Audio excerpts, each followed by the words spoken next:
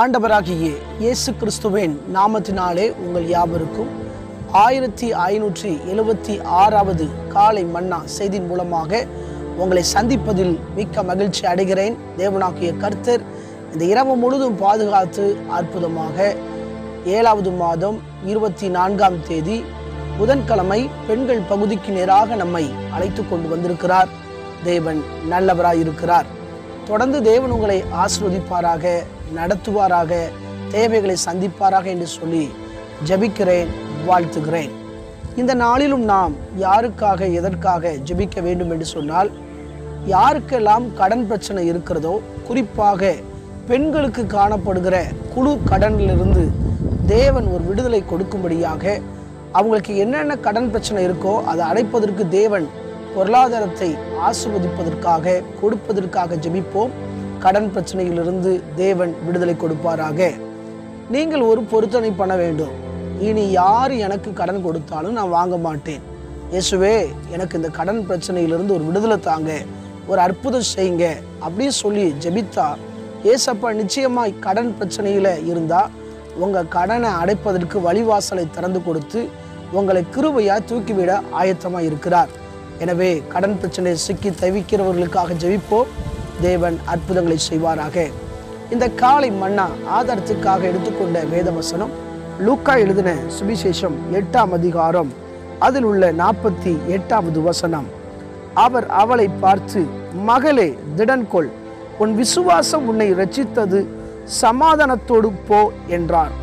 எனக்கு பிரியமான கர்த்தருடைய பிள்ளைகளே, அன்பார்ந்த தேவ ஊழியர்களே, அருமையான நண்பர்களே, இந்த லூக்கா எழுதின சுவிசேஷம் 8ஆம் அதிகாரத்தில் 43ஆம் வசனத்திலிருந்து 48ஆம் வசனம் வரையும் நாம் வாசிப்போம் என்று சொன்னால், இங்கே 12 ஆண்டுகளாய் பெரும்பாடு உள்ள ஒரு ஸ்திரியை பற்றி பார்க்கிறோம். தன்னுடைய வியாதியை வெளியே சொல்ல முடியாது, எல்லாரிடமும் சொல்ல முடியாது.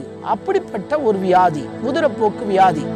ஆனால் இந்த வியாதியிலிருந்து யார் விடுதலை கொடுப்பது என்று சொல்லி பல மருத்துவர்களை நம்பி போனால் தன்னுடைய ஆஸ்திகள் எல்லாம் விற்க வேண்டிய சூழ்நிலை ஏற்பட்டது. டாக்டரால சுகம் கொடுக்க முடியவில்லை. இந்த சூழ்நிலையில தான் இயேசுவை குறித்து கேள்விப்பட ஆரம்பிக்கிறார். அவளுக்குள்ளாக ஒரு விசுவாசம் இருக்கிறது. இயேசுவின் வஸ்திரத்தை ஓரத்தியாகிலும் தொட்டு விடுவேன், இயேசு எனக்கு சுகம் தருவார் என்று சொல்லி மிகப்பெரிய விசுவாசம் அவளுக்குள் காணப்பட்டது. ஆகவே ஜன கூட்டத்துக்குள்ளே ஓடி வந்து இயேசுவின் வஸ்திரத்தின் ஓரத்தை தொட்ட உடனே இவளுடைய வியாதி, உதிரப்போக்கு வியாதி நின்று விட்டது. அவளுடைய வாழ்க்கையில தேவன் அற்புதம் செய்தார்.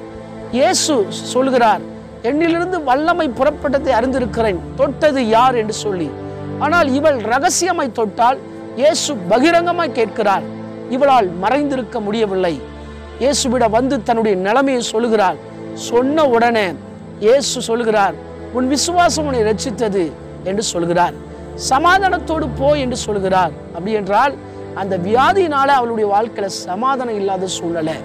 அந்த 12 வருட உதிரப்போக்கு வியாதி, அதிலிருந்து யார் எனக்கு சுகம் கொடுப்பது என்று சொல்லி வகை தேடிக்கொண்டிருந்தாள். சுகத்துக்காக சந்தர்ப்பத்தை தேடிக்கொண்டிருந்தாள், ஆட்களை தேடிக்கொண்டிருந்தாள்.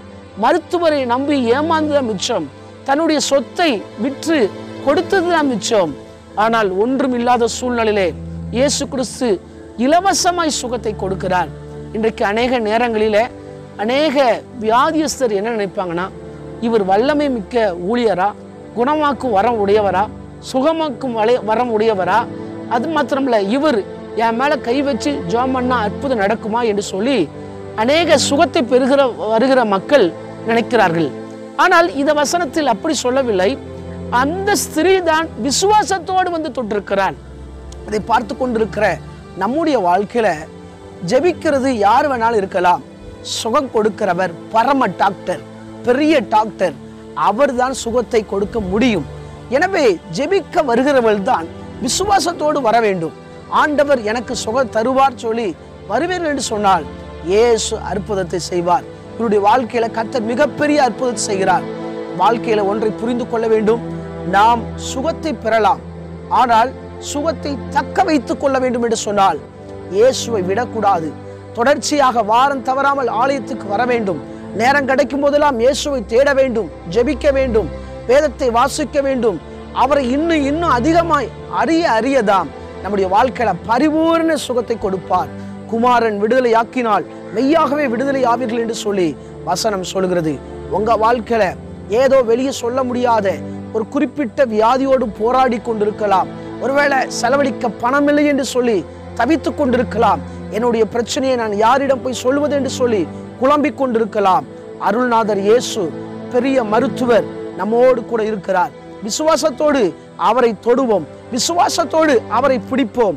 எப்பேற்பட்ட வியாதியா இருந்தாலும் சரி, பெரிய கோடீஸ்வரரா இருந்தாலும் கூட பரவாயில்ல, இயேசுவை நம்பினால் உங்களுக்கும் இலவசமாய் அற்புதங்களை செய்ய ஆயத்தமா இருக்கிறார்.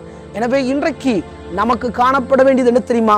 ஒவ்வொரு நாளும் விசுவாசத்தோடு அவரிடம் நெருங்குவோம், அற்புத சுகத்தை பெறுவோம். ஒருவேளை உங்களுக்கு தெரிந்தவங்க யாருக்காவது பலவீனத்தோடு இருப்பாங்கன்னா இயேசுவை பற்றி தைரியமா சொல்லுங்க. இயேசு விடுதலை கொடுக்கிறார், நீங்கள் விசுவாசியுங்கள், நம்புங்கள் என்று சொல்லுங்கள்.